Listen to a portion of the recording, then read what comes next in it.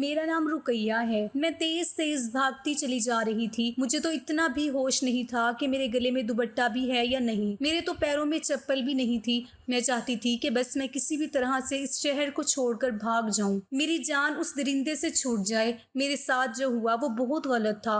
मैं तो ऐसी नहीं थी जैसा उन्होंने मुझे कर दिया था। मैंने तो कभी सोचा भी नहीं था कि मेरे ऊपर परेशानियों का इतना बड़ा पहाड़ भी टूट सकता है। मेरी आंखों में आंसू थे। प्यास से गला सूख रहा था। भागते भागते मेरे पैरों में छाले पड़ गए थे, लेकिन मैं अभी तक अपनी मंजिल पर नहीं पहुंच पा रही थी। पर मेरा टकराव एक ऐसे इंसान से हुआ जिसने मैं गरीब फैमिली से बिलोंग करती थी। मेरा जन्म एक ऐसी फैमिली में हुआ जहां पर बहुत ज़्यादा गरीबी थी। मेरी माँ तो मेरी पैदाइश के वक्त ही मर गई थी। मेरी परवरिश मेरी दादी ने की थी। मेरी दादी की ही बदौलत मैं थोड़ा पढ़ लिख गई थी, क्योंकि मेरी दादी खेतों में जाकर काम किया करती थी। उन्होंने मेरा एडमिशन गाँव के ही सरकारी स्कूल में करवा दिया था, जबकि मेरे अब्बू मुझे पढ़ाने के बहुत खिलाफ थे। मेरे अब्बू एक मामूली से किसान थे। हमारा गांव में एक छोटा सा घर था। हमेशा गांव में रहा करते थे। हम एक ऐसे गांव में रहा करते थे जहां पर पढ़ाई लिखाई को कोई अहमियत नहीं दी जाती थी, लेकिन फिर भी मेरी दादी बहुत अच्छी थी। मेरी दादी मुझे बहुत प्यार करती थी, क्योंकि मेरे अब्बू जी मेरी दादी के इकलौते बेटे भी थे। दादी को बेटियों का बहुत शौक था। उनकी अपनी बेटी नहीं हो सकी तो उन्होंने अपने बेटे की शादी करने के बाद अपनी बहू को ही अपनी बेटी मान लिया था। मेरी माँ भी दादी को अपना सब कुछ मानती थी और इस छोटे से घर में उनकी छोटी सी फैमिली बहुत खुशी खुशी रह रही थी। फिर मेरी पैदाइश होने वाली थी, जब घर में ढेर सारी खुशियां मनाई जा रही थी। लेकिन जब मेरी माँ की डिलीवरी का वक्त आया तो उनको कुछ कॉम्प्लिकेशंस थी जिनकी वजह से वो नहीं बच सकी। मुझे जन्म देने के बाद वो इस दुनिया से चली गई। माँ की मौत पर मेरे अब्बूजी और मेरी दादी बहुत रोए थे, क्योंकि उनमें आपस में बहुत मोहब्बत थी। माँ के मरने के बाद अब्बूजी भी बीमार रहने लगे थे, क्योंकि वो मेरी माँ से बहुत प्यार करते थे और फिर अब्बूजी को अकेले ही मेरी परवरिश करनी थी। वैसे तो दादी मेरे सारे काम किया करती थी, लेकिन हर बच्चे को बाप के साथ साथ माँ की भी ज़रूरत होती है। मेरे अब्बूजी को कैंसर जैसी बड़ी बीमारी लग गई थी। दादी अब्बू के लिए बहुत परेशान रहती थी। वो चाहती थी कि अब्बूजी का इलाज शहर में हो, उनको अच्छा इलाज मिल सके, मगर हम गरीब लोग थे। शहर जाकर अब्बूजी का इलाज कैसे करवा सकते थे? हमें तो 2 वक्त की रोटी ही मुश्किल से मिलती थी। पापा जब बीमार रहने लगे तो दादी ने पापा की जगह खेतों में काम करना शुरू कर दिया था। दादी मुझसे कहती थी कि पढ़ लिख कर तुम कामयाब बनना, अपने घर की परेशानियों को दूर करना। मैं दादी की बातों को अच्छी तरह से समझती थी। मैंने सोच लिया था कि मैं पढ़ लिख कर जब कामयाब बनूंगी तो अपने घर के हालात ठीक कर दूंगी और अपने अब्बू जी का भी इलाज करवाऊंगी। लेकिन मेरे अब्बू जी की तबीयत तो दिन ब दिन बिगड़ती जा रही थी। उन्हें इलाज की सख्त ज़रूरत थी। दादी ने अब्बू जी का शहर में इलाज करवाने के लिए गाँव के सरपंच से थोड़े से पैसे कर्ज ले लिए थे। दादी ने कहा था कि वो खेतों में काम करके उनका कर्ज चुका देंगी। सरपंच, जिन्होंने मेरी दादी को उधार पैसे तो दे दिए थे और फिर दादी अब्बू जी को शहर के अस्पताल भी ले गई थी। उस वक्त मेरी उम्र 15 साल थी। मुझे दादी शहर नहीं लेकर गई थी। उन्होंने कहा था कि तुम घर पर रहो और घर की देखभाल करो और अपनी पढ़ाई पर ध्यान दो। तुम्हारे पापा को मैं संभाल लूंगी। बचपन से ही मैंने उस घर के हालात इसी तरह से देखे थे। मैं परेशान होती थी कि इस घर के हालात ना जाने कब ठीक होंगे। मेरे अब्बू जी भी एक मामूली से किसान थे। मेहनत मजदूरी करके सिर्फ थोड़े से पैसे कमाते थे, लेकिन अब वो बीमार रहने लगे थे और दादी अब्बू जी के लिए बहुत परेशान थी। दादी ने सरपंच जी से 20,000 लिए थे। शहर जाने के बाद दादी के पास से 15,000 तो खर्च हो चुके थे और डॉक्टर ने अब्बू जी को 8 दिन की दवाई देने के बाद दोबारा से बुलाया था। इस बार फिर से दादी को पैसों की ज़रूरत थी। दादी ने फिर से सरपंच जी से पैसे उधार लेने का फैसला कर लिया था, मगर अब्बू जी ने उन्हें मना कर दिया। अब्बू जी कहने लगे कि माँ, इतने ज़्यादा पैसे आप कैसे चुकाएंगी? तो दादी कहने लगी, माँ तो अपनी औलाद के लिए कुछ भी कर सकती है। तुम्हारे इलाज के लिए मुझसे जो भी हो सकेगा मैं करने को तैयार हूँ। दादी ने दोबारा से सरपंच जी से 20,000 उधार ले लिए थे और फिर से दादी अब्बू जी को शहर के अस्पताल ले गई थी।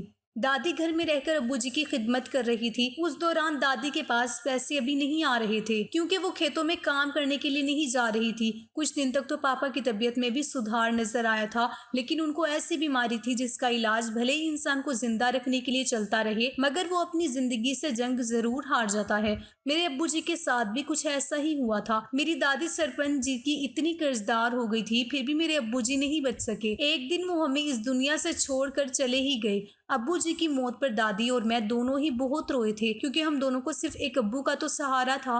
वो घर के अकलौते मर्द थे। कहते हैं कि जिस घर में मर्द होता है उस घर की औरतों पर कोई भी बुरी नजर आसानी से नहीं डाल सकता। अब्बू जी की मौत के बाद तो सरपंच जी भी आग बगोला हो गए थे। उन्हें दादी से अपने पैसे चाहिए थे, मगर दादी उनको पैसे कहाँ से लाकर देती। दादी ने उनसे बहुत रिक्वेस्ट की थी कि वो उनका कर्ज माफ करे, मगर सरपंच ये कर्ज माफ करने के लिए तैयार ही नहीं थे। वो वक्त हमारे लिए बहुत ही कठिन वक्त था। उस वक्त हम दोनों दादी पोती को कोई सहारा देने वाला भी नहीं था। सरपंच जी अपने पैसों की मांग कर रहे थे। दादी ने उनसे कहा था कि मैं खेतों में नौकरी करूंगी तो आप उसके बदले मुझसे पैसे ले लेना, लेकिन सरपंच जी ने कहा था कि अब मुझे आपके पैसे नहीं बल्कि आपका घर चाहिए। उन्होंने मेरी दादी का अपना कर्जदार होने का फायदा उठाया था। उसकी नजर पहले से ही हमारे घर पर थी। वो जानते थे कि मेरी दादी उनके पैसे उनको इतनी आसानी से वापस नहीं लौटा सकेंगी। जब अब्बू जी मर गए तो उन्हें अपना मकसद पूरा करने का मौका मिल गया था, इसीलिए उन्होंने दादी से हमारे उस घर की मांग की। दादी ने कहा कि हमारे पास इस घर के अलावा और कुछ भी नहीं है। अगर मैंने आपको ये घर भी दे दिया तो हम दोनों दादी पोती कहाँ जाएंगे? हमसे हमारी छत छिन जाएगी। इस घर के अलावा हमारा तो कोई दूसरा सहारा भी नहीं है। सरपंच जी ने कहा कि मैं कुछ नहीं जानता, या तो मुझे ये घर दे दो या फिर मुझे मेरे पैसे लाकर दे दो। वो ज्यादा बड़ी रकम तो नहीं थी, सिर्फ 40,000 थे, लेकिन उस वक्त हम इतने ज्यादा गरीब थे कि वो 40,000 भी हमारे लिए बहुत बड़ी रकम थी, जिसको हम आसानी से सरपंच जी को नहीं चुका सकते थे।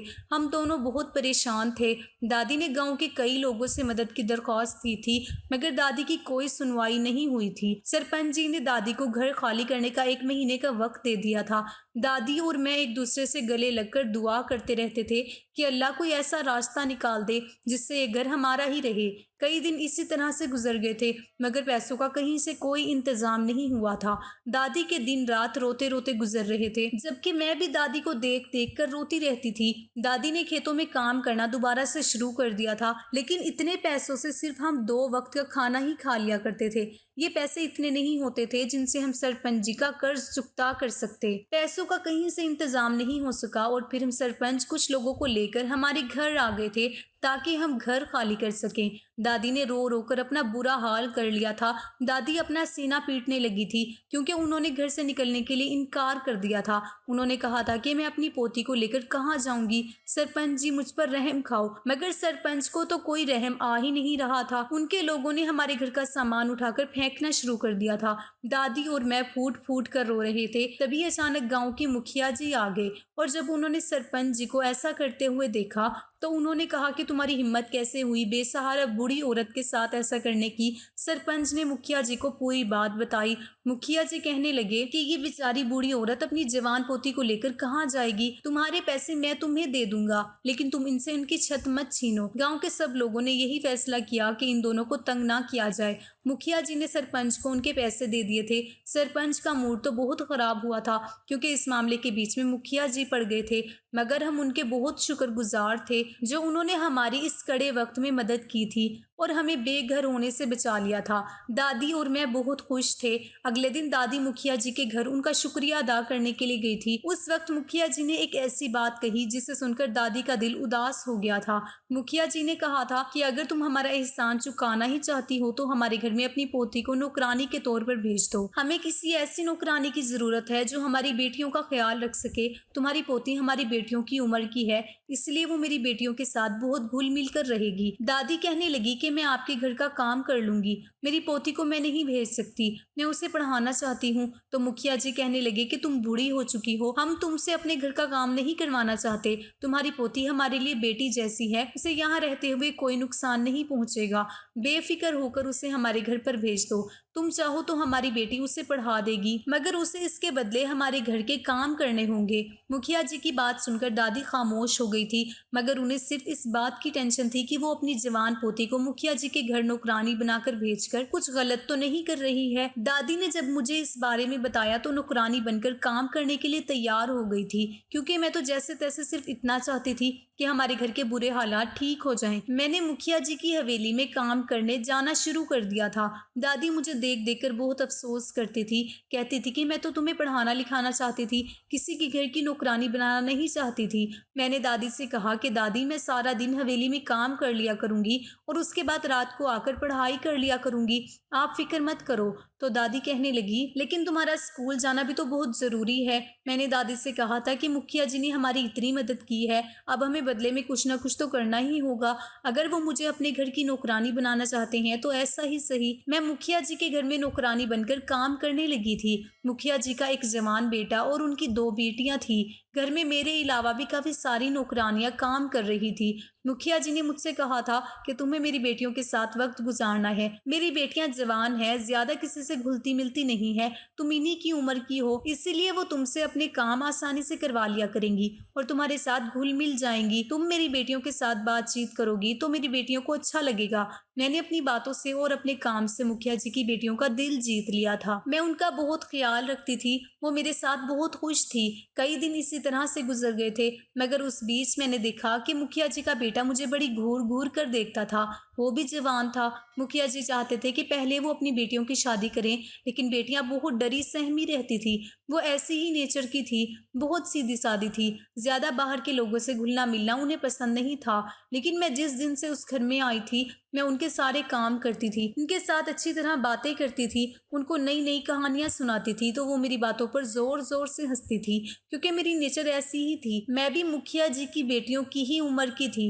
मुखिया जी जब मेरे साथ अपनी बेटियों को खुश देखते तो उन्हें बहुत तसल्ली मिलती थी।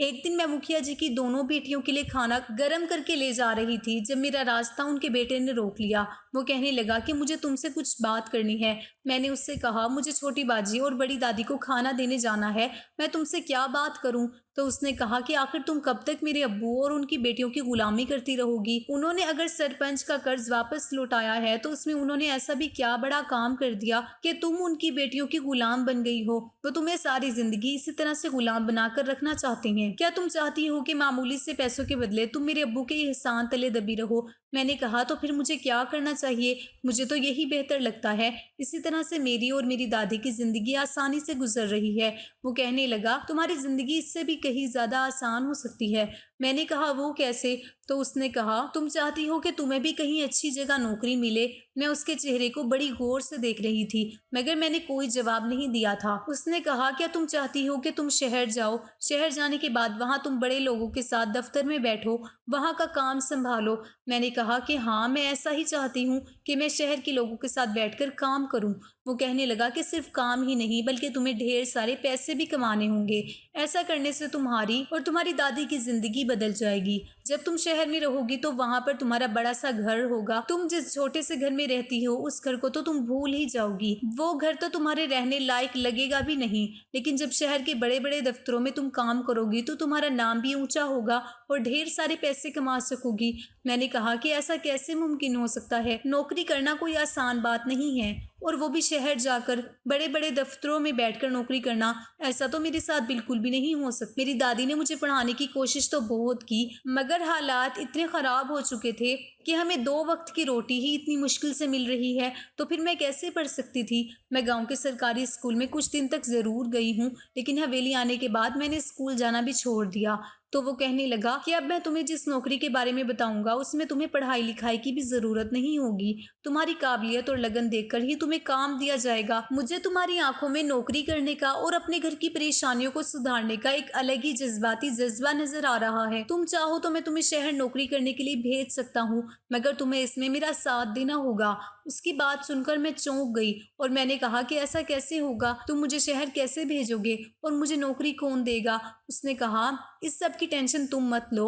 मेरा एक दोस्त शहर में रहता है, उसने मुझे बताया था कि शहर में कुछ लड़कियों की नौकरी करने का बंदोबस्त किया जा रहा है। जो लड़कियां शहर आकर नौकरी करना चाहती हैं वो नौकरी कर सकती हैं और उन्हें ढेर सारे पैसे भी दिए जाएंगे। मैं चाहता हूँ कि इस नौकरी के लिए तुम परफेक्ट हो। तुम शहर जाकर नौकरी कर लो, जिस जिससे तुम्हारे घर के हालात भी ठीक हो जाएंगे और तुम्हारी पूरी जिंदगी बदल कर रह जाएगी। शहर की नौकरी भी हर किसी को नसीब नहीं होती। अगर तुम्हें मेरी ये ऑफर एक्सेप्ट है तो इस बारे में प्लीज किसी को मत बताना, क्योंकि अगर तुमने मेरे अब्बू जी को ये बता दिया कि तुम शहर नौकरी करने के लिए जा रही हो तो मेरे अब्बू जी कभी भी तुम्हें जाने नहीं देंगे। वो तो चाहते ही यही है कि तुम इस घर में नौकरानी बनकर रहो और सारी जिंदगी उनकी बेटियों का ख्याल रखती रहो। मेरी मानो तो मेरे दोस्त के साथ शहर चली जाओ, वो तुम्हें वहां पर उस नौकरी के बारे में अच्छी तरह से बता देगा। मैंने कहा मगर मेरी दादी मुझे तुम्हारे दोस्त के साथ शहर भेजने के लिए कभी भी राजी नहीं होंगी। तो वो कहने लगा तुम एक काम करो, तुम इस बारे में किसी को भी मत बताना, ना मेरे अब्बू जी को और ना ही अपनी दादी को,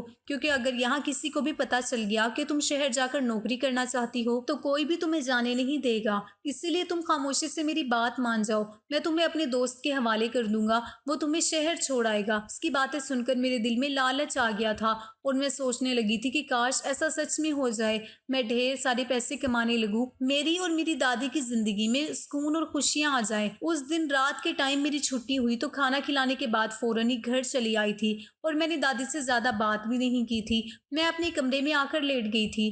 दादी ने जब मुझे देखा कि मैं आज ना तो उनसे कोई बात कर रही हूँ और ना ही मैंने खाना खाया है, खाना तो मैं कभी कभी हवेली में भी खा लिया करती थी, उन्हें यही लगा होगा कि खाना तो मैं खा कर आई हूँ, मगर आते ही कमरे में जाना उन्हें कुछ ठीक नहीं लगा था। मैं अपने बिस्तर पर लेटकर यही सोचती रही थी कि क्या वो ये सब कुछ सच कह रहा है। वो मुझे शहर भेजने की बात कर रहा है और कह रहा है कि वहां जाकर मुझे ढेर सारे पैसे मिलेंगे, मुझे एक अच्छी नौकरी मिल जाएगी जहां पर मुझे रहने और खाने की सहूलत भी दी जाएगी, मगर वहां मैं अपनी दादी को साथ लेकर नहीं जा सकती और इस बारे में मुझे किसी को बताना भी नहीं है। मैं सोच रही हूँ कि मैं नौकरी करने के लिए शहर चली ही जाऊं तो बेहतर रहेगा, क्योंकि मेरी दादी इतनी उम्र होने के बावजूद भी इतनी मेहनत करती हैं। मुझे ये सब कुछ देखकर अच्छा नहीं लगता। मैं जवान हूँ, मुझे उनका सहारा बनना चाहिए, इस उम्र में भी उनसे काम करवाती हूँ, इसलिए मुझे खुद को मजबूत करना होगा। मैंने सोच लिया था कि मैं शहर ज़रूर जाऊंगी और वहां जाकर सब कुछ ठीक कर दूंगी। सुबह भी मैंने दादी से कोई बात नहीं की थी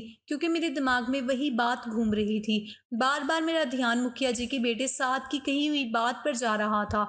दादी कहने लगी कि तुम्हें क्या हो गया है, कल से देख रही हूँ बड़ी खामोश हो। मैंने देखा दादी आज मुझे बड़ी कमजोर लग रही थी। मैंने कहा दादी आपकी तबीयत तो ठीक है ना? तो दादी कहने लगी कि कुछ नहीं बेटा, कल रात से जाड़ा बुखार आ रहा है, मेडिकल से जाकर दवाई ले आई थी, अब ठीक हो गई हूँ। तुम बताओ तुम इतनी परेशान क्यों हो? तो मैंने दादी से कहा कि दादी मैं परेशान नहीं हूँ और अब आपको भी परेशान नहीं होना है क्योंकि हमारी परेशानी के दिन ख़त्म होने वाले हैं। दादी कहने लगी अच्छा ये तो बहुत ही अच्छी बात है, ऐसा कैसे होगा? मैं दादी को बताने ही वाली थी कि मैं शहर जाना चाहती हूँ, लेकिन मैंने अपने कहे हुए लफ्ज़ों को फ़ौरन ही अपने मुंह में दबा लिया था और दादी से कहा कि आपको वक्त पर पता चल जाएगा। आज तो मैं हवेली में काम करते करते 7 के उठने का इंतज़ार कर रही थी क्योंकि मैं 9 बजे तक उनकी हवेली में आ जाती थी, जबकि यहाँ के लोग दोपहर के 12 बजे तक सोकर उठते थे। जब 7 सोकर उठ गया तो मैं उसके कमरे में गई। वो मुझे देखकर कहने लगा कि कल मैंने जो तुम्हें बात बताई थी इसके बारे में तुमने क्या सोचा है? मैंने उसकी बात पर सोचते हुए कहा कि साथ में ये नौकरी करने के लिए तैयार हूँ, तुम अपने दोस्त से कहकर मेरा शहर जाने का बंदोबस्त करवा दो। उसने कहा अच्छा ठीक है। मेरी बात सुनकर वो बहुत खुश हुआ था।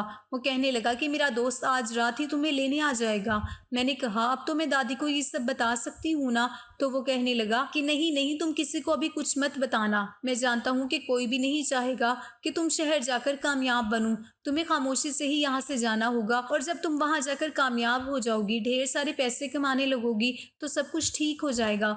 मैंने कहा लेकिन मेरी दादी मुझसे बदगुमान हो जाएंगी, वो मुझे गलत समझने लगेगी। अगर मैं उन्हें बिना बताए इतना बड़ा कदम उठा लूंगी तो वो मेरे बारे में क्या सोचेंगी? वो कहने लगा ऐसा कुछ नहीं होगा, जब तुम पैसे कमाने लगोगी तो सब लोग ठीक हो जाएंगे। किसी की मजाल नहीं है कि कोई तुम्हें गलत कह सके।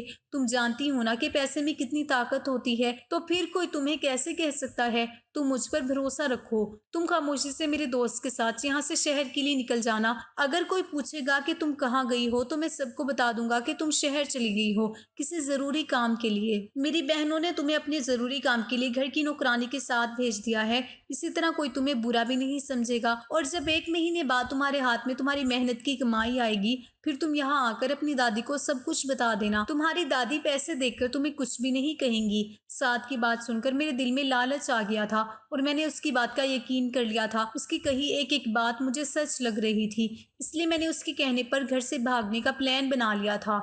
मैं घर से किसी गलत काम के लिए नहीं भाग रही थी, क्योंकि मेरे दिल में कोई भी बुराई नहीं थी। मैं तो यही चाहती थी कि मेरे घर के हालात ठीक हो जाएं। ये रात तो जैसे तैसे गुजर गई थी, मगर अगली रात मुझे 4 बजे तक अपने गांव से निकलकर शहर पहुंचना था। साद ने मुझे एक छोटा सा मोबाइल दिया था और कहा था कि रात के वक्त इस मोबाइल पर तुम्हारे पास कॉल आएगी।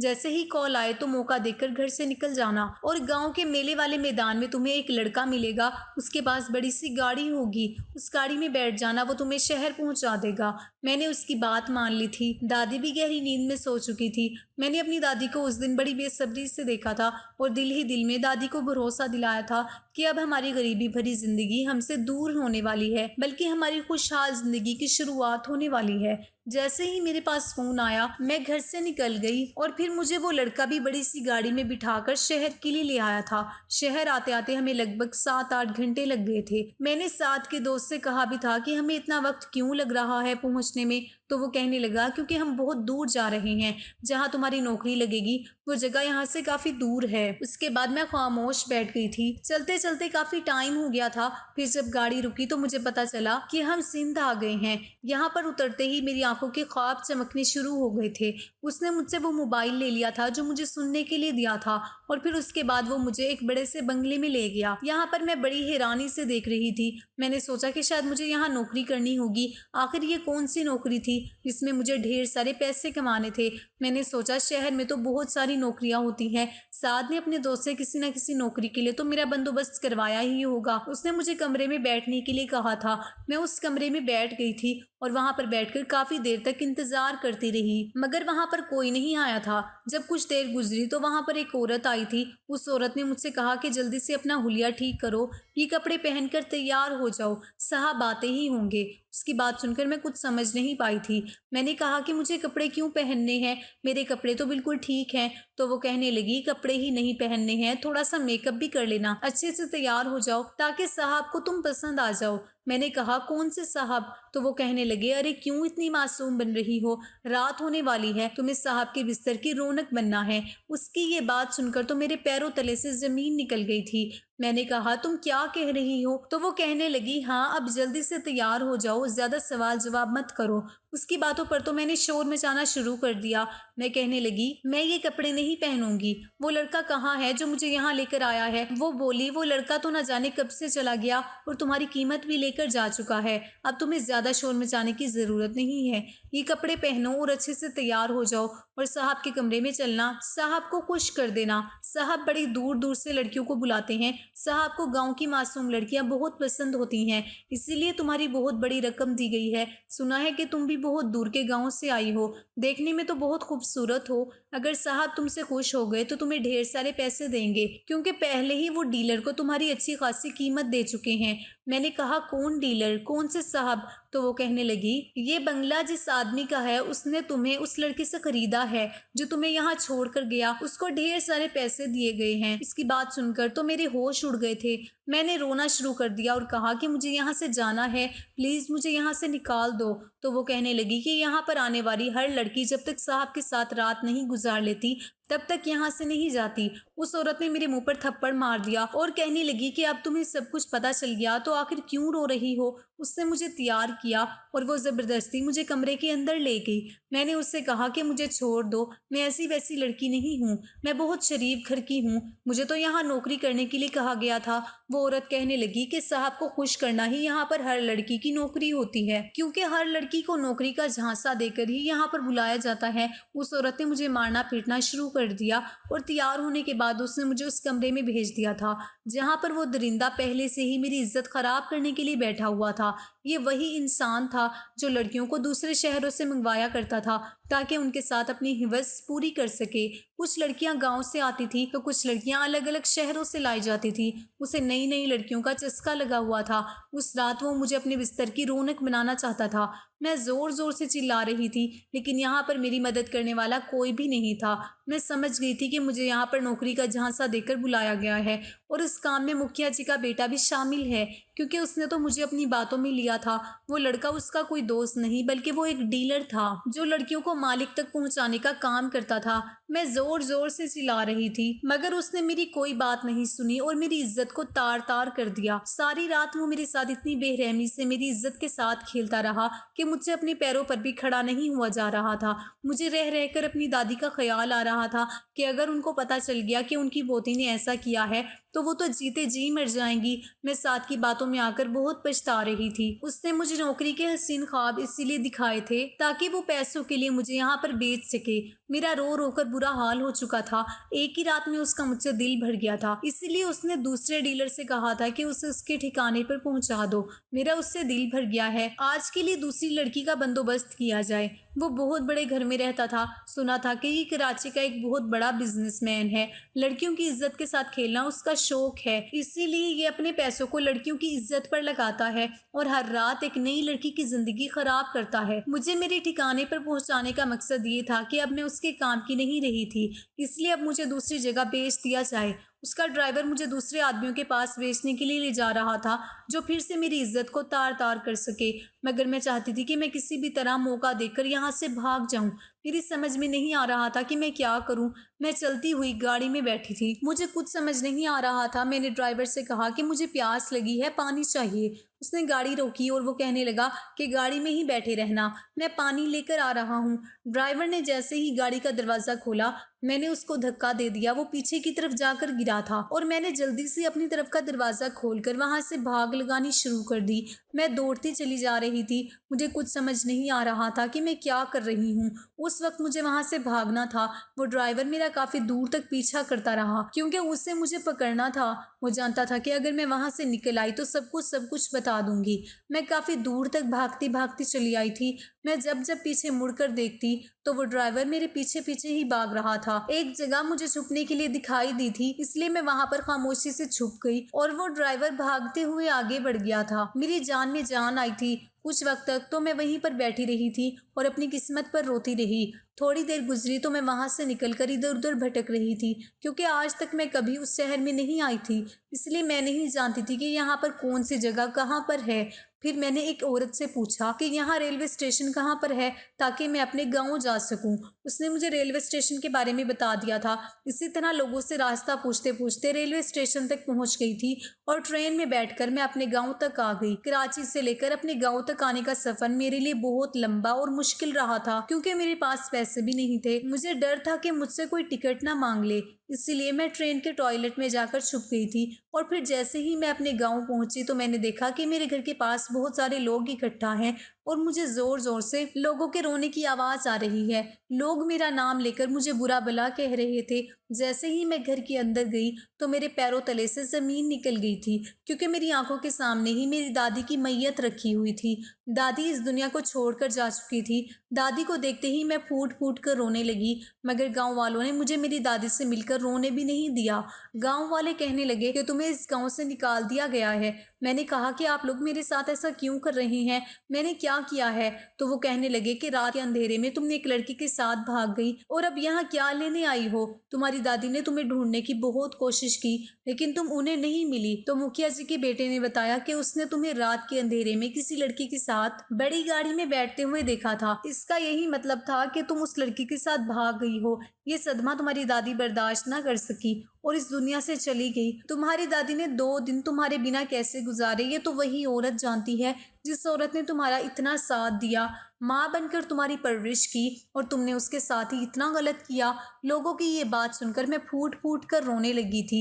अब मैं उन्हें अपनी बदकिस्मती के बारे में क्या बताती। गांव के लोगों का कहना था कि हम तुम्हें गांव से निकाल रहे हैं, ऐसी लड़की गांव में नहीं रह सकती जो अपना मुंह काला करके आई हो। मैंने गांव के लोगों को यकीन दिलाने की कोशिश की कि मैंने कुछ नहीं किया, मगर लोगों ने मुझे धक्का देकर निकालना शुरू कर दिया। फिर मुझे मुखिया जी के बारे में याद आया कि एक बार उन्होंने हमारी मदद की थी। मैंने कहा कि मैं गांव से खुद चली जाऊंगी, मगर मुझे मुखिया जी से मिलना है।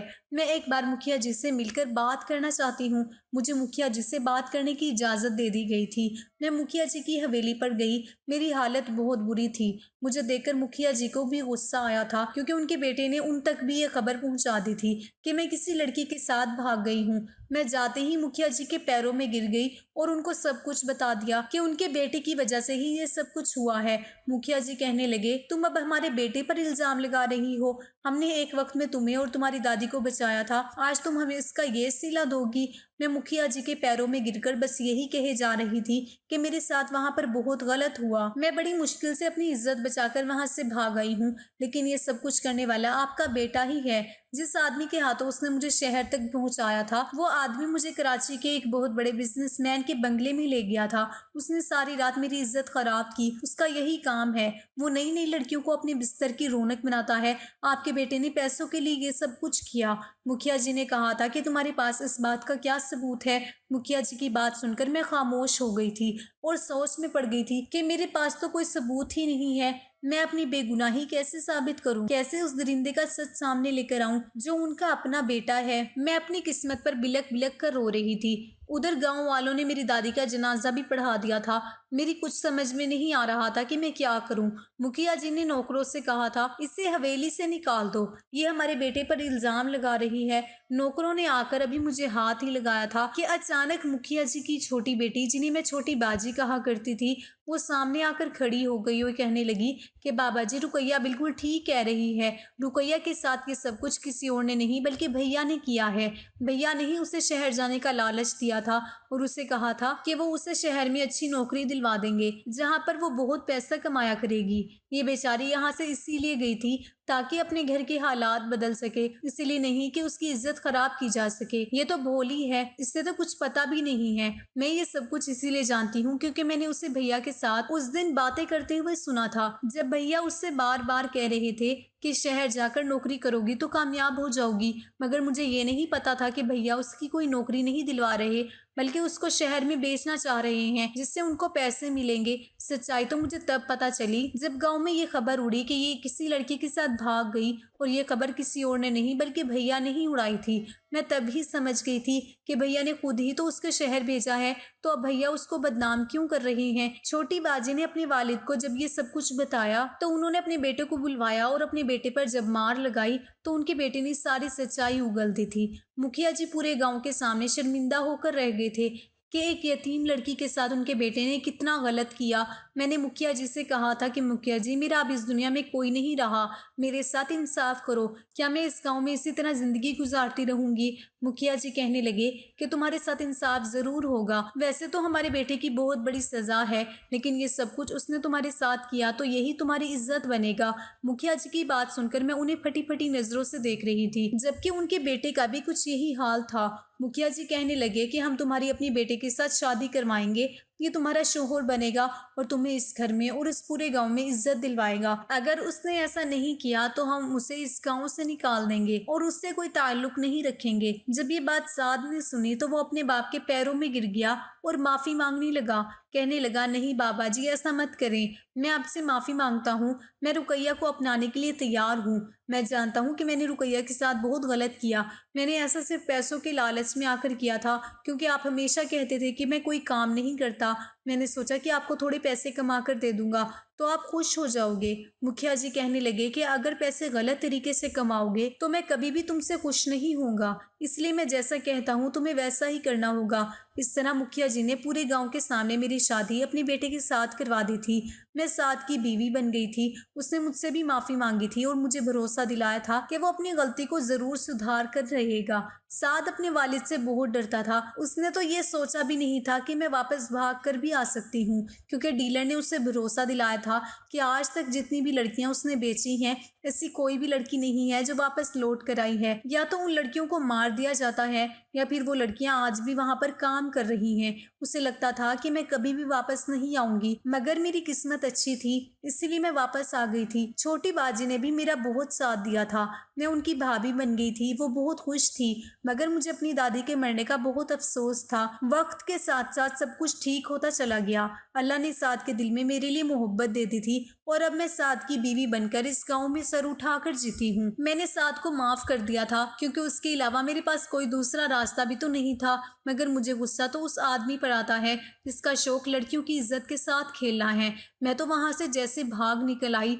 मगर मैं उन लड़कियों के बारे में सोचती हूँ जिनको वो दरिंदा अपनी हिवस मिटाने के बाद दूसरे लोगों के हवाले कर देता है। उन लड़कियों के साथ क्या होता होगा? क्या उन्हें मार दिया जाता होगा, या फिर वो हर रात इसी तरह से अपनी इज्जत को खराब करवाती रही होंगी? जाने उनके साथ क्या होता है। लेकिन मेरे साथ तो सब कुछ ठीक हो गया था। अल्लाह उस दरिंदे को भी एक दिन सजा जरूर देगा जो भोली भाली लड़कियों की इज्जत का फायदा सिर्फ अपना शौक पूरा करने के लिए उठाता है।